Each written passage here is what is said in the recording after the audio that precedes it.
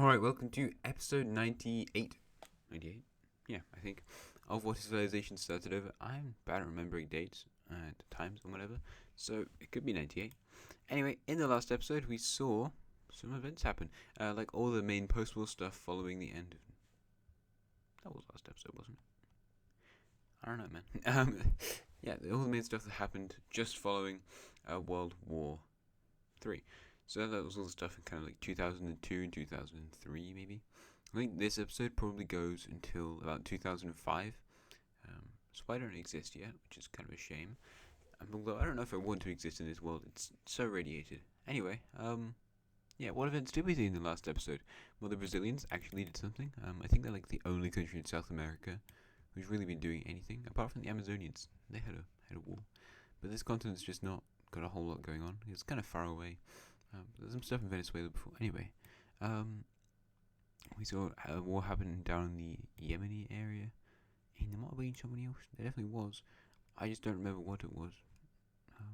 Oh yeah, the Caucasians invaded the Turkish country and took some of their claimed land in the east. We saw the updating of alliances. I just went on the wrong line. The alliances. So there's a lot less countries in alliances now, but there's still the same old three alliances. And the Circle Alliance potentially is the strongest. We still have quite a dominant Square Alliance, or whatever the shape is. Diamond, there we go. And then the Square Alliances, they're still alive. Also, Economic Alliances got a bit of an update with the division of Economic Alliances in Africa. And then the Central Asian countries started to join the Indian Economic Alliance, although not all Indian countries are in there. Because Southern India is just doing absolutely nothing. There's also the creation of the Nations Alliance, which is this world version of the UN. It's been created by, I think the first six members, the first six or first four? Yeah, first six. It was the Franco Union, Norway, Italy, the Ganjiatic country, Tibet, and Korea. Not Tibet, Indochina. Although the Netherlands and Tibet were like immediately after it was created, so, they're kind of main countries in starting it. Anyway, that's cool, and we probably need to update that in today's episode. But first off, I want to do ideology before I forget, because there's a couple of things that happened immediately after the end of the war that I kind of forgot about. And number one of those, we need to come in here to Italy, because Italy's ideology is changing. They are no longer going to be this military dictatorship that they were before, because of the actions of various countries, like the Franco Union and the ones near to them. Italy has decided to take on a new ideology that I think they've never really had, and that ideology is, of course, democracy. As the Italians democratize, probably into a fairly right-wing. I hate Poland. Fairly right-wing democracy, but nonetheless, still a democratic state here in Italy. So that's pretty cool. And most of Europe is now quite democratized, apart from like Finland. Bulgaria is an oligarchy. Hungary and Spain, or Northern Spain, both monarchies. There you go. Anyway, moving over to Russia, the opposite thing occurs here, as the Russians have now transitioned to an autocracy, just like their other two allies. Russia during the Cold War period kind of acted a bit autocratic, with their government being fairly corrupt, but they were definitely still a democracy and a beacon of democracy for Central Asia, although they kind of invaded most people there. Yep, they had a new leader take control of the country, promoting a dictatorship, and it was with the military, but it's not a military dictatorship. He's just a normal guy with links to the military. And then down here in India, we see another very major country, the Ganjiatic country, switch ideology away from being an oligarchy, which is kind of surprising, because the oligarchy was fairly popular in the country. They guided them through to become like the third strongest country in the world. But yeah, they're gone now, and instead they've got a fairly left-wing democracy. So that's nice. There's still both of these oligarchies. But yeah, there's not really a whole lot. Indochina is going to continue to have an aristocracy because that's how the country's been led for like a millennium, for a really long time. So they're incredibly popular in the country. And actually, we can just do something here in Indochina first off, because they influenced some of the oligarchs in a certain country down here, which is this orange one, to join the Nations Alliance. This country is, of course, an oligarchy, as I mentioned before. But those oligarchs who were really being influenced by Indochina have left this, and they've had a complete turnaround on relations with the Indo-Chinese country.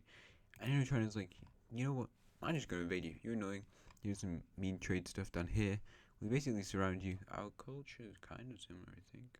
Let's see. Kind of. Close enough. Not really. Culture layer is a weird one.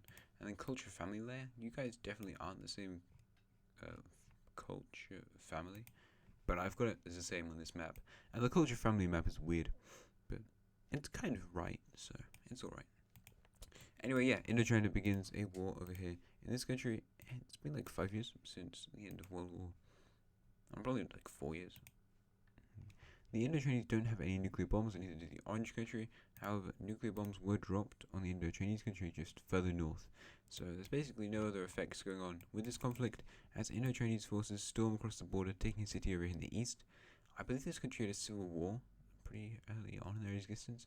I don't entirely remember when or why, but I remember these cities doing stuff, and they push up towards the capital city, make a naval invasion after a while, and this war's like a month or something. It really doesn't take very long. There's guerrilla fighting in the rainforests and just the mountainous areas of this island. Basically, it doesn't take too long before northern Sumatra is put under Indo-Chinese dominance and their country is defeated. So yeah, it didn't take too long, and now Indochina has a much larger, a bit of a larger empire. So that's pretty cool. Good for them. Anyway, speaking of nukes, in the last episode, the Russians tried to save their economy by producing more nuclear bombs.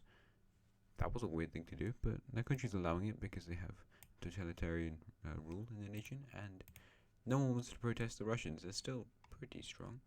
I don't know if I updated the power rankings at all, so I might need to do that.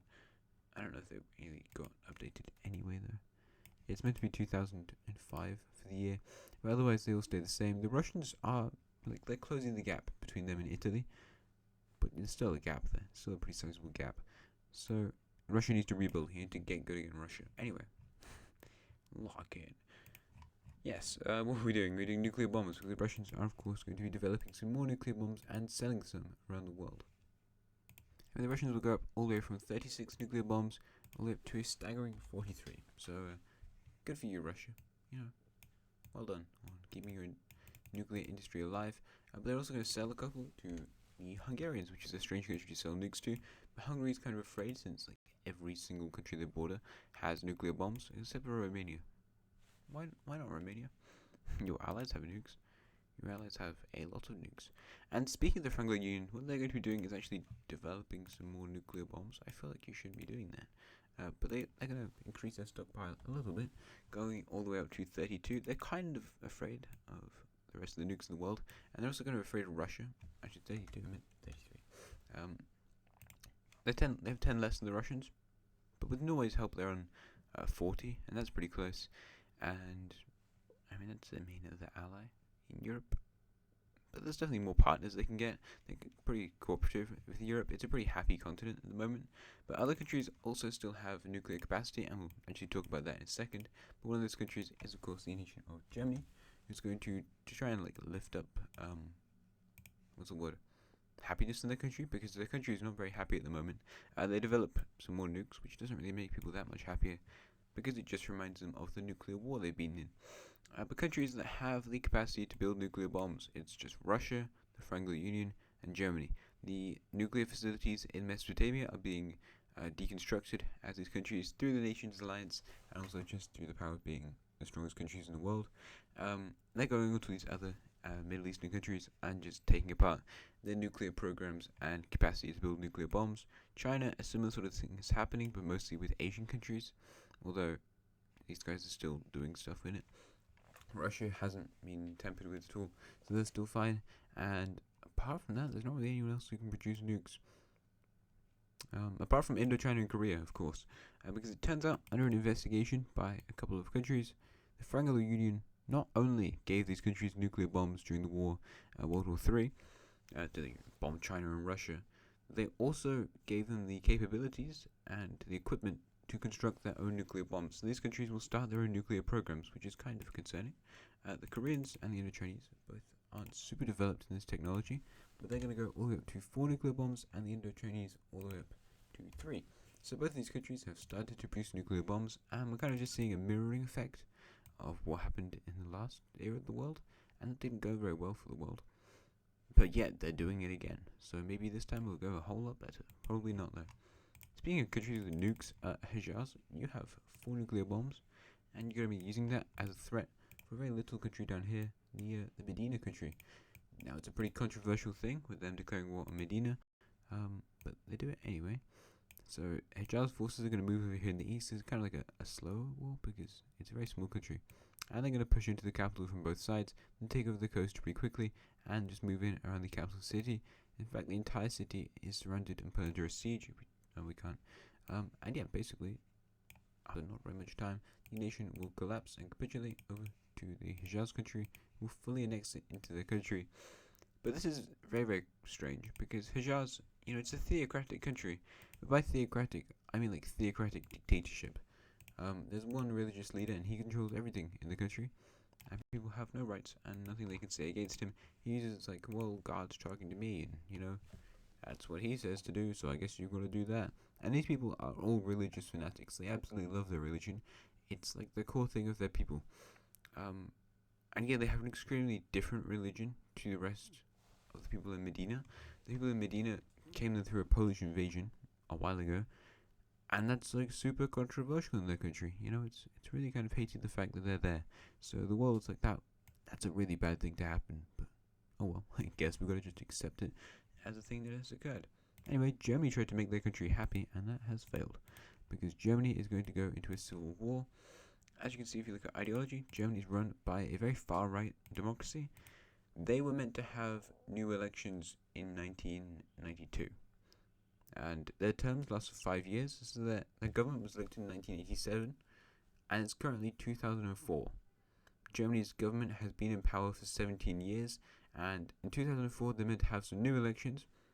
It's just, when they're meant to have some, they're like, well, finally, guys, we need to actually arrange some elections. But the president of this country has said, nope, we're not having any more elections. Our party is pretty good.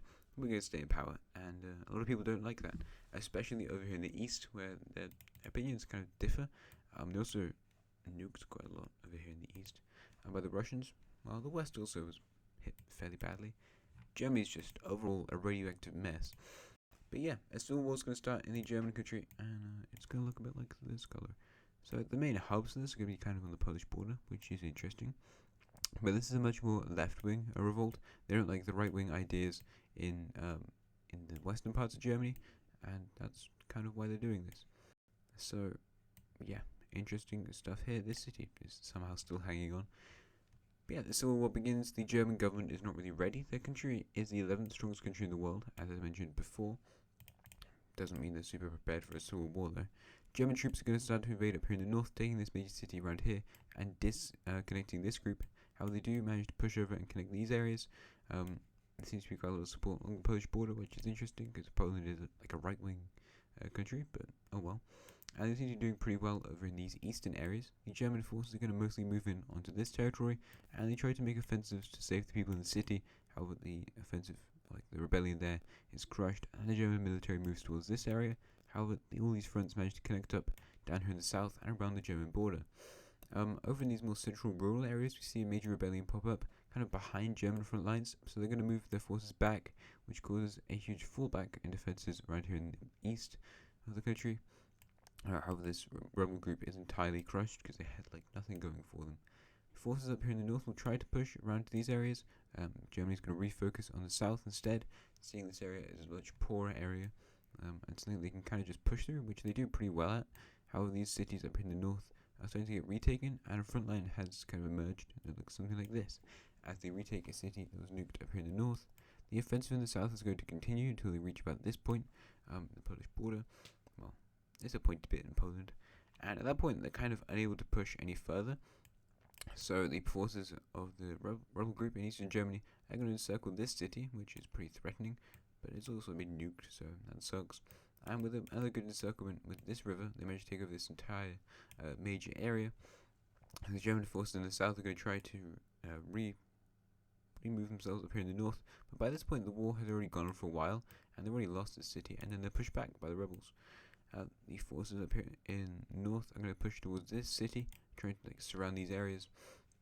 And down in these southern rural areas, we see more like a really large rebellion group actually pop up in favor of joining the country.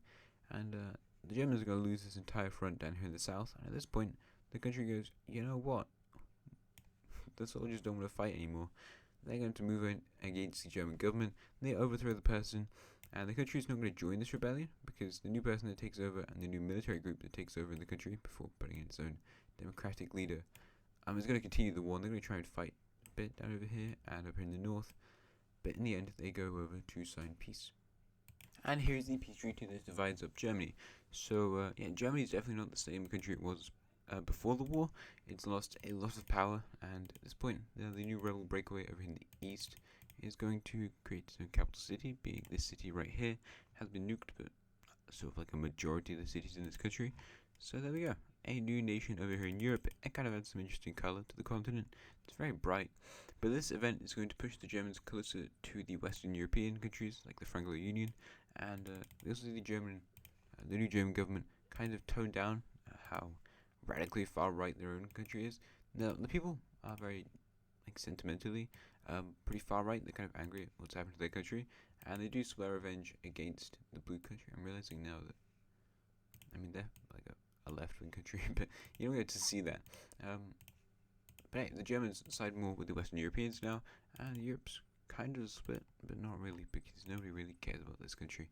It's just a new thing that exists. Anyway, yeah, side Germany. Anyway, what was the other thing I wanted to do in today's episode? If anything, I don't know. Let me have a think. I remembered. Good job, me. Anyway, here's a very little country right here in Western Africa that has its own nuclear supply, and quite a big one. 7 nuclear bombs is rather a lot, I would say. And this country is very expansionist. They have some pretty old claims. If we look at the culture there, once again, we can see that culturally, basically, this entire area is Ghanaian. This area is kind of Ghanaian. We just go into here. Yeah, you can see they claim bits of that, but also there's this culture, and they kind of claim that as their own as well. These cultures are fairly similar. It was the same sort of time that both these countries came about. They also kind of claim this one and this culture, and kind of this one as split-offs from their own. If we look at culture family layer, well, it's all basically the same. That was the first one, the blue Senegalese country. So, in a way, okay, what? Good job. In a way, they kind of the main culture person in this entire area, but Ghana claims that they are because there's no blue Senegalese country at the moment, apart from kind of this guy. But Ghana doesn't like them very much, and for that reason, Ghana is going to be declaring war on the blue country right over here. What is going on in this country? I have no idea. Let's find out. Ideologically, it's very yeah, okay. A centrist is kind of like, I don't know why they would be either way. So, yep, Ghana is going to declare war. They're a pretty aggressive country with a pretty good military, and yeah, also got some support from Morocco. They're going to join the war or anything, but they're economically allied, so that's cool. Anyway, Ghana pushes over in the north, taking these 2 major cities, whilst also starting an invasion down here in the south, making a pretty good move towards the capital city, which is close to being taken, and then it is taken. So after that, the entire country is going to kind of, the government is going to flee to the other city in the north, but the rest of the country is falling apart. There's not a whole lot of people in this country. They take the coastal area, and this country's got fairly good relations with the gold one, but they've also just stopped existing. So bye-bye, Mr. Country, and hello, Mr. Ghanaian Empire. So yep, they've annexed the blue country now, and the country is starting to become quite a large power in Western Africa. There's not really any powers in Western Africa though, so, you know, oh well. Anyway, Nations Alliance, let's see which countries want to join that, if any. It's not unpopular or anything, but people are still kind of suspicious. They haven't done a whole lot. But we see the Icelandic country join, along with the Western Germans, as I said before. They're moving closer to the rest of Europe. And Greece probably would join at this point, to be honest. And the Italians might try and influence them a bit. But countries like Bulgaria and Hungary are staying out. The East German countries will move. Finland doesn't really trust it. Both of these countries will probably join. Like Cyprus, I imagine, would have some interest in joining. So they can join. The Middle East is kind of involved. Well, that's a shame. You're gone. The Caucasian country's not involved, and that's just like, why? Get involved, mate. But down here in the southern Arabian area, there's not many countries in this territory that are involved. Over here to Rhodesia, we see their country join, so that's very nice. I need to fill the circles. The salmon country is going to get involved, so good on them. Over here in China, we see the remainder of these countries get involved, as kind of Korea and the pink country influence them to get involved. Baikal's already in. Russia's not going to join for a while. The Javan country is going to stay out. I don't really know the ideology of. Oh, you're an autocracy. Never mind. And then both the Australian ones are too far away to really be influenced, so they're just going to stay out. And then after that, there's not really a whole lot more countries. Like America isn't going to be able to spread their own influence anymore. And down here in Africa, there's not really anyone that's that close to any of the main European or Asian powers who are making this alliance. So it's kind of just going to be a bit like this. Greenland is probably one that would join, but they're also really isolationist because it's Greenland. So yeah, oh well. Where's the rest of the countries I was putting into this thing? Actually, to be fair, Europe and Asia are doing stuff in the Middle East at the moment because of tearing apart their nuclear programs, so they can't make more bombs and destroy the world. So maybe they would have a bit of influence over here, but I don't really know. I guess it's probably more of like a left-wing ideology thing, but most of these countries aren't left-wing. But maybe we could convince Socotra to join, and the red team. Let's get them in. Let's get more people involved. And there we go. So the Nations Alliance has been updated. No countries have left yet, apart from ones that have been conquered, and the Orange country, but they've been conquered now.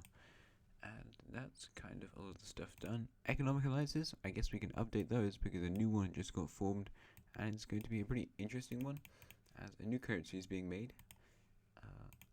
Which shapes have already used? Basically, the main 3 shapes. Okay, I guess we get a trapezium. Alright, so the Hejaz country. Hey, wrong layer, divot.